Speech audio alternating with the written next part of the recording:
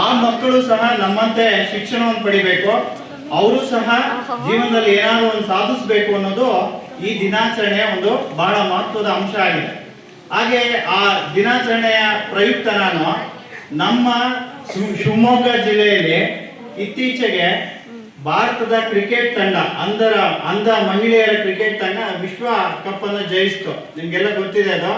ಆ ವಿಶ್ವಕಪ್ನ ತಂಡದಲ್ಲಿ ಒಬ್ಬ ಸದಸ್ಯರಾಗಿದ್ದಂತಹ ನಮ್ಮ ಶಿವಮೊಗ್ಗ ಜಿಲ್ಲೆಯ ಒಬ್ಬ ಕಾವ್ಯ ಅನ್ನೋ ಒಬ್ಬ ಯುವತಿಯ ಒಂದು ಕಥೆಯನ್ನ ನಿಮ್ಮ ಮುಂದೆ ಇಡೋದಕ್ಕೆ ಇಚ್ಛೆ ಪಡ್ತೀನಿ.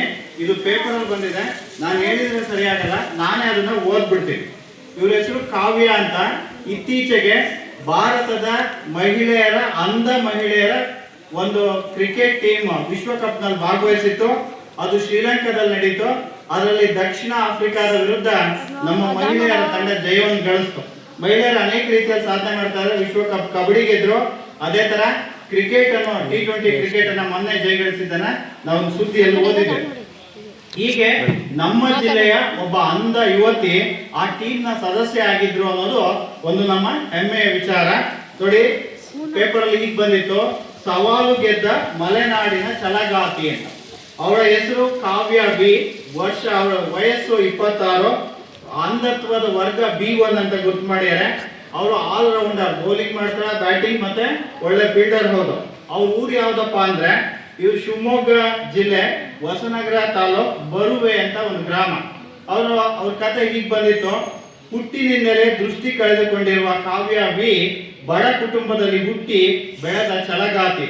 ವೆಂಕಟೇಶ್ ಆಚಾರ್ ಮತ್ತು ಜಯಮ್ಮ ದಂಪತಿಯ 5 ಹೆಣ್ಣು ಮಕ್ಕಳಲ್ಲಿ ಈಕೆ 4ನೇಯವರು. ಬಹಳ ಮುಖ್ಯವಾದ ಅಂಶ ಇದು. 5 ಜನ ತಂದೆ ತಾಯಿಗಳಿಗೆ ಹೆಣ್ಮಕ್ಳು, ಅವ್ರು 4 ಜನ, ಇನ್4 ಜನ 4ನೇವಳು ಇವಳು. ಜೊತೆಗೆ ಅವ್ರು 4 ಜನ ಚೆನ್ನಾಗಿದ್ದಾರೆ, ಇವಳಿಗೆ ಕಣ್ಣಿರ್ಲಿಲ್ಲ ಅಥವಾ ದೃಷ್ಟಿ ದೋಷ ಇರಲಿಲ್ಲ. ಸಹೋದರಿಯರಿಗೆ ದೃಷ್ಟಿ ಸಮಸ್ಯೆ ಇರಲಿಲ್ಲ. ಅಂಧತ್ವ ಈಕೆಯನ್ನು ಮಾತ್ರ ಕಾಡಿತ್ತು. ಈ ನ್ಯೂನತೆಯನ್ನು ಸಾಧನೆಯ ಮೆಟ್ಟಿಲಾಗಿ ಬಳಸಿಕೊಂಡು ಈಗ ಮಲೆನಾಡಿನಲ್ಲಿ ಮನೆ ಮಾತಾಗಿದ್ದಾರೆ. ಕಾವ್ಯ ಅವರು ಶಾಲಾ ದಿನಗಳಲ್ಲಿ ಓಟದ ಸ್ಪರ್ಧೆ, ಲಾಂಗ್ ಜಂಪ್ ನಲ್ಲಿ ತೊಡಗಿಸಿಕೊಂಡಿದ್ದರು.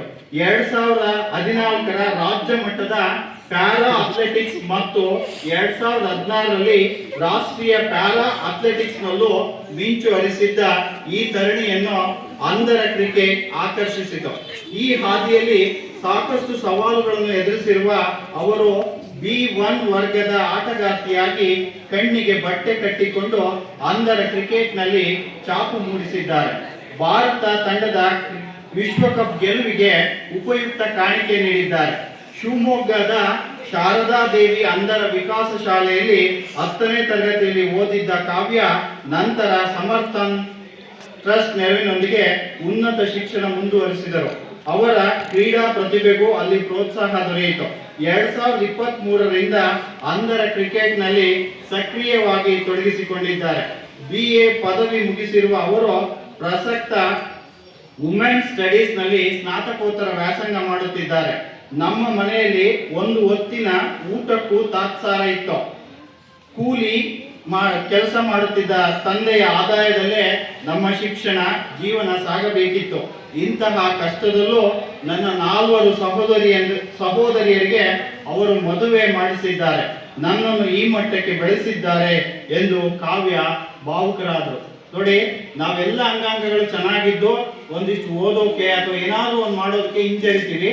ಆದರೆ ಇಂಥ ಅನೇಕ ಹೆಣ್ಣು ಮಕ್ಕಳು ತನ್ನ ಕಣ್ಣನ್ನು ಇಲ್ಲದೆ ಇದ್ರು, ದೃಷ್ಟಿದೋಷ ಇಲ್ಲದೆ ಇದ್ರು, ಅವರು ಕ್ರಿಕೆಟ್ ನಲ್ಲಿ ಭಾಗವಹಿಸಿ ಭಾರತಕ್ಕೆ ಹೆಮ್ಮೆ ತಂದಿದ್ದಾರೆ. ಇತ್ತೀಚೆಗೆ ಅವ್ರನ್ನ ಪ್ರಧಾನಮಂತ್ರಿ ನರೇಂದ್ರ ಮೋದಿ ಅವರು ಭೇಟಿಯಾಗಿ ಅವರಿಗೆ ಶುಭವನ್ನು ಕೋರಿದ್ದಾರೆ. ಇನ್ನೊಂದು ವಿಶೇಷ ಏನಪ್ಪಾ ಅಂತ ಹೇಳಿದ್ರೆ, ಈ ತಂಡದಲ್ಲಿ 3 ಜನ ಕರ್ನಾಟಕದವರು ಇದ್ರು. ಇನ್ನೊಬ್ರು ತುಮಕೂರು ಜಿಲ್ಲೆಯವರು ಕಾವ್ಯ NR ಅಂತ, ಇನ್ನೊಬ್ರು ದೀಪಿಕಾ ಅಂತ, ಅವರು ಸಹ ತುಮಕೂರು ಜಿಲ್ಲೆಯವರು. ಇನ್ನೊಂದು ಬಹಳ ಮಹತ್ವದ ಅಂಶ ಏನಪ್ಪಾ ಅಂತ ಹೇಳಿದ್ರೆ, ಕರ್ನಾಟಕದ ದೀಪಿಕಾ TC, ಇವರು ತುಮಕೂರು ಜಿಲ್ಲೆ ಶಿರಾ ತಾಲೂಕಿನವರು. ಇವರು ಭಾರತ ತಂಡದ ನಾಯಕತ್ವ ವಹಿಸಿದ್ರು ಅನ್ನೋದು ಮಹತ್ವದ ಅಂಶ. ಹಾಗಾಗಿ ನಾವು ಎಲ್ಲ ಅಂಗಾಂಗಗಳು ಚೆನ್ನಾಗಿದ್ದು ನಾವು ಹಿಂದುಳಿದಿದ್ದೀವಿ ಅನ್ನೋದು ಬಹಳ ಮಹತ್ವದ ಅಂಶ. ಅಲ್ಲಿ ಬಡತನ ಇತ್ತು, ತಂದೆ ತಾಯಿಯವರು ಎಷ್ಟು ಕಷ್ಟಪಟ್ಟರು ಅಂತ ಹುಡುಗಿ ಹೇಳ್ಕೊಂಡಿರೋದನ್ನ ನಾವು ಗಮನಿಸಬಹುದು. ಆದ್ರಿಂದ ಸಾಧನೆಗೆ ಯಾವುದೇ ಅಡ್ಡಿ ಬರೋದಿಲ್ಲ ಅನ್ನೋದನ್ನ ಇದು ತಿಳಿಸ್ಕೊಡುತ್ತೆ. ಇದರಿಂದ ನಾವು ಸಹ ಸ್ಫೂರ್ತಿಗೊಂಡು ಮುಂದೆ ನಮ್ಮ ಜೀವನದಲ್ಲಿ ಏನಾದರೂ ಒಂದು ಸಾಧಿಸೋದಕ್ಕೆ ಮುಂದಾಗಬೇಕು ಅಂತ ನಾನು ಕರೆ ಕೊಡ್ತಾ ಎಲ್ಲರಿಗೂ ಧನ್ಯವಾದಗಳು. Thank you.